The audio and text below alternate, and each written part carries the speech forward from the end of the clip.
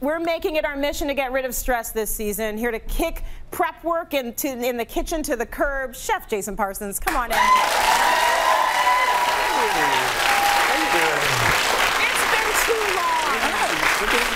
Now, I like the theory behind this. The theory behind this is you are not going to have to ever turn on the oven. The appliances are doing the work here. I love it. I am done with chopping, peeling, watching temperatures on cooking. Yes. I'm letting my appliances do the work. You know, every year we get things for Christmas, but I think we got a lot of things last year that was probably still sitting in the closet somewhere. Let's pull them out and use them. Pull them all out, put them on the counter, make a very easy meal that is going to taste delicious. Yep. What are we going to make? Well, I'm doing pork tenderloin, glazed with a little bit of cider. And then I'm doing bubble and squeak, a little bit from England, you know, a little bacon, a little Brussels sprouts. Yes. And I'm doing a butternut squash sauce, because we always forget about sauces. And that's one thing that I think is really important. Well, you're French trained. I mean, it's all about the sauce, right? But this is so easy. This is so easy, right? Okay. Let's start off with, first, I'm actually going to boil in the bag, believe it or not. Okay. Yes. But I've got pork tenderloin. Now, I've seared it. You don't have to. You can actually do it unseared if you want. But you just simply take the pork. And I've just browned it in a little bit of grapeseed oil in a pan. Okay. But again, like I said, if you want more of the crispy texture on the outside, go straight with the raw. Oh, I thought actually you sear it after you Not when I do it. No, you can. So there's different. We're using the sous vide machine, which I'm going to get to. But so you can actually do it, cool it, and sear it, or you can sear it and do it this way too. Good. All right. That's good to know. But then it's our flavor builders. I'm just taking some garlic. I'm just going to smash it down again.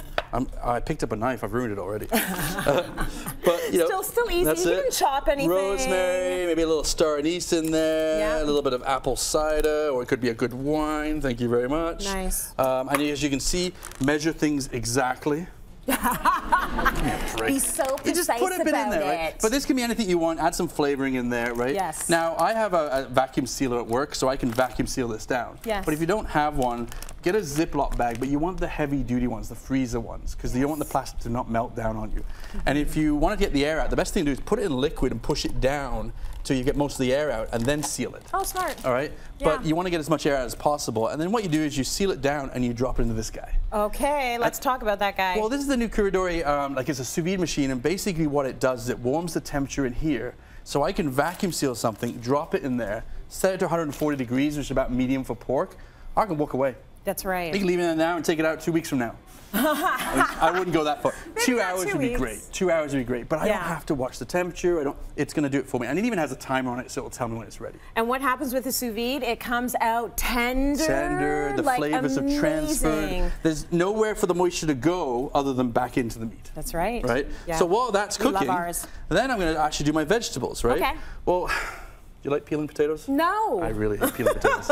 So the new Breville food processor actually peels the potatoes for me. I mean, hello. Okay, I gotta see this. This is like, I am in heaven here.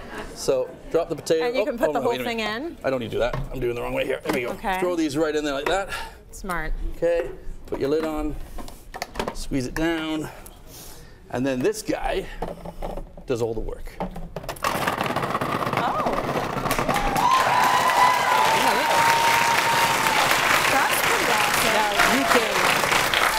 You can leave that go for 30 seconds, but even after, like, 10 seconds, they're almost already peeled. So it just bumps it around until all the skin comes off. Just rolls around, right? That's so good. And look, I mean, hello. That's so much better than me ruining my nails. I love it. And, you take them out, put a few more in, just keep doing it, and then there's clean up once. Yes. But, like I said, leave it a little bit longer, you end up with that. But here's the cool thing.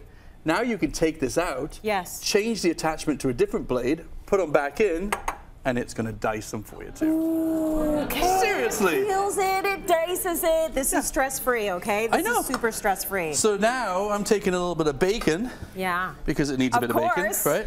And I'm just going to render it down. I've got smoked bacon, but you can use a pancetta or something like that. Yeah. And then you're going to throw it. Now, I cooked my potatoes. I just blanched them. And just put them in some water, boiled them up. But you don't have to. You can put them in raw. If you put them in raw, you just got to make sure you cook it long enough to break them down.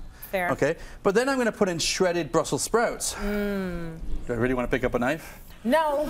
So I changed the attachment and it'll shred it for me. Beautiful.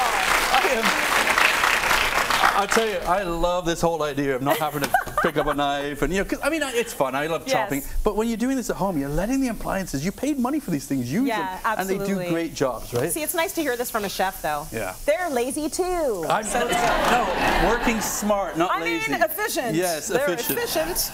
So bubble and squeak is what we're doing here. And bubble and squeak is basically the leftover veg, the leftover potatoes, and the leftover meat from the roast before, chopped up and fried. It's a beautiful thing. Yeah, there's never leftovers in my house. So what I've done is I did the potatoes, I did the bacon, I did Brussels sprouts, a little bit of salt and pepper. You know, it's a nice little nutmeg in there or something. Ooh. But just a simple veg, and it goes with anything, you know, fish or meat, right? Lovely.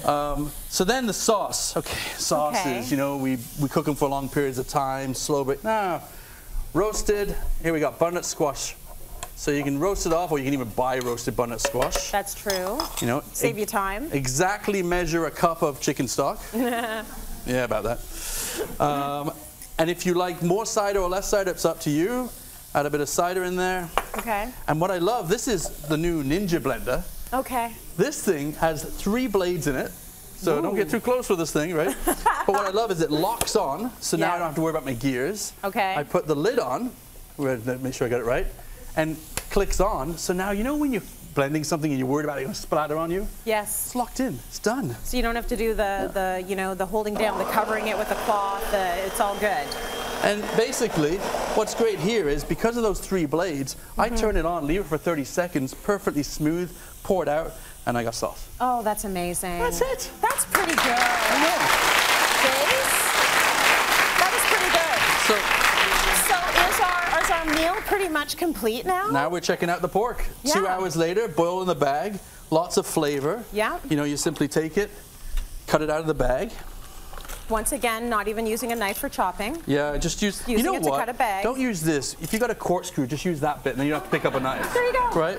And then while you're doing it, just open a bottle of wine at the same time. Right? But simple, and I mean, okay, before I even plate this, smell that. Can you smell? Isn't that awesome? Oh, the cider comes through, and I mean, we don't have to carve it, but I want to show you how tender this is. Like I'm hardly using the knife. And it just slides right through it. If there were a bone, it would be falling off the bone. Exactly. But what's great is tender. 140 degrees, so it's actually nice medium. It's not gray inside. It's still got nice little bit of juiciness to it. Right. And then all you do is simply, guests come over, do a nice little bit of bubble and squeak on the plate. Pretend that you really stressed out and sweated over this meal. It's been a rough day. Just pretend. Nice piece of tenderloin on there.